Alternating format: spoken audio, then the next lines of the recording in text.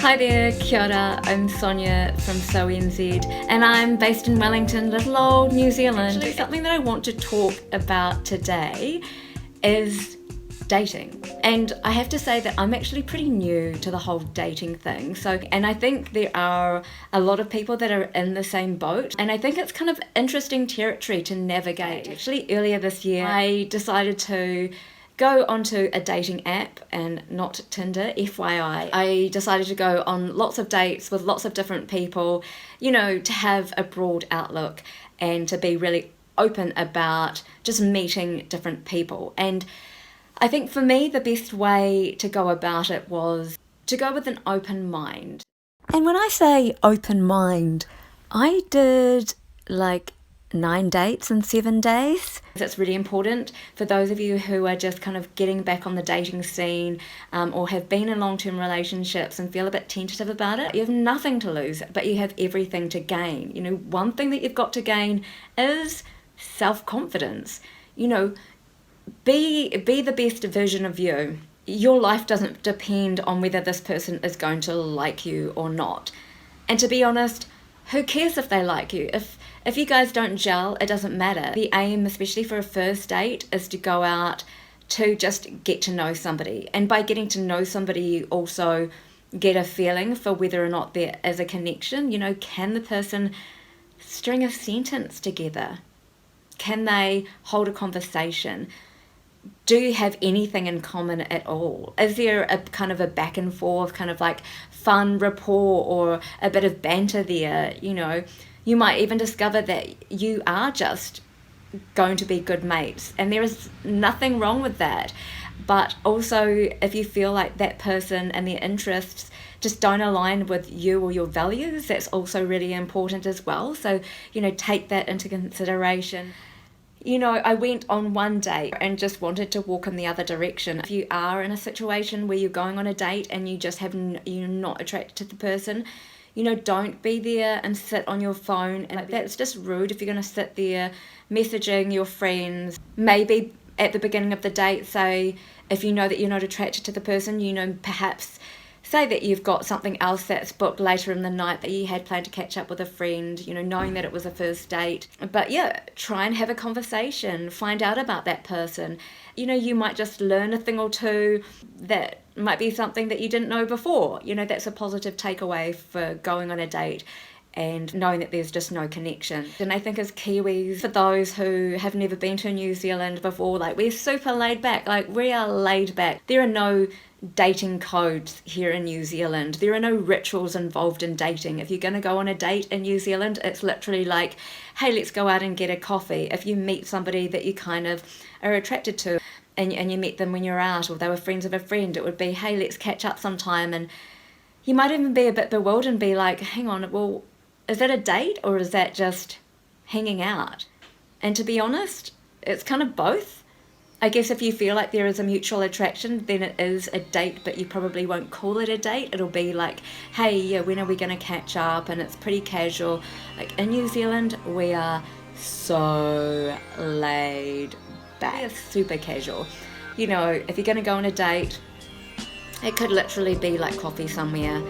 You won't get dressed up or whatever. Actually, on this note, I want to give some tips to guys in terms of their dating profiles. I think it's important to show a bit of personality in terms of what you write. There are so many pictures of guys holding a fish, and this is Wellington. People go fishing and go out on boats and do all that sort of thing. You see them in their dive suit, but so many pictures of guys holding a fish. If you have a sense of humor, maybe do something else with that fish, or whatever, do something that's going to be a bit different to catch somebody's attention. Don't be so obvious. And I think if you're somebody that's straight up, well, it's totally fine to be straight up in your bio as well. Also, in terms of taking selfies, girls tend to kind of shoot looking up. And I guess it's a thing. It makes your eyes look big. It's kind of maybe there's more of a youthful look to that too, but guys kind of shoot their selfies quite low, which can make you look a bit intimidating. So honestly, sometimes guys, your photos on your dating profiles make you look like, I don't know, like axe murderers, or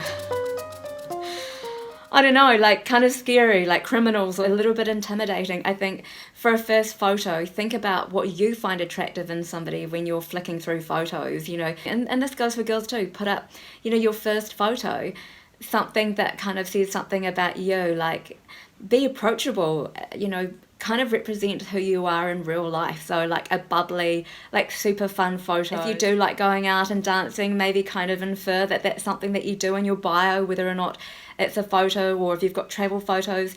I think it's really important to put a whole bunch, select 4 or 5 photos where you also have like full shots, like full body shots. Like I think it's really important to go in to a date, knowing that somebody's kind of given off a hint of what their overall aesthetic is like.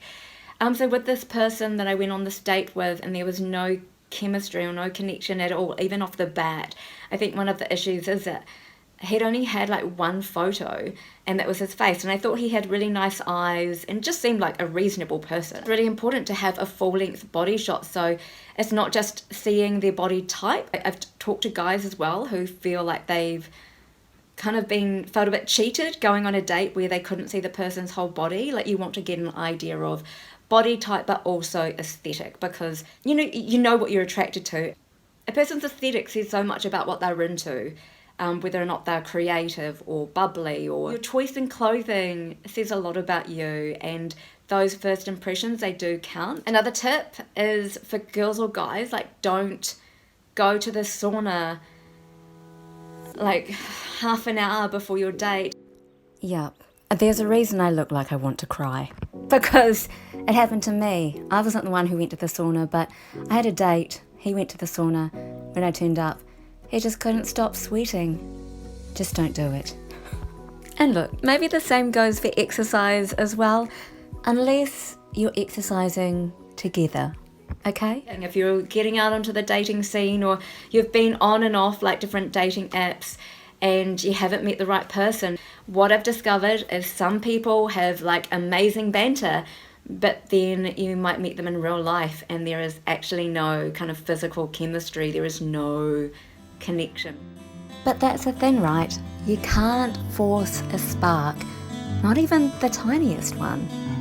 It's just either there or it isn't. So don't force it, and don't feel any pressure, because sometimes there just isn't a connection. You just realise that your values and that the way you live just doesn't align, and that's totally okay. Okay, so if there's no spark, move on. But what happens if you're dating and you feel a glimmer of a spark with somebody, but you're already booked in to see other people? What do you do? If you do find somebody that you have a connection with, if you go on a bunch of dates and you find that you are sort of seeing people, I guess try and narrow it down really quickly. You don't want to put all your eggs in one basket, but if you know that there are other people as well that you feel like you have a connection with, just let them know that you are interested, but that if you haven't been on a date with them yet, just say, hold tight, I feel I need to pursue this other thing.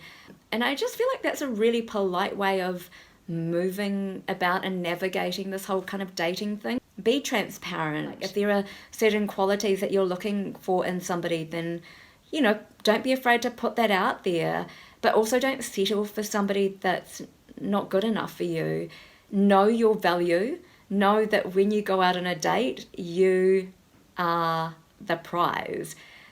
Don't settle for anything else, and if that person doesn't message you back afterwards, well, literally, it is their loss, because you don't want to waste your time with somebody that isn't properly attracted to you, may just want to get into bed with you.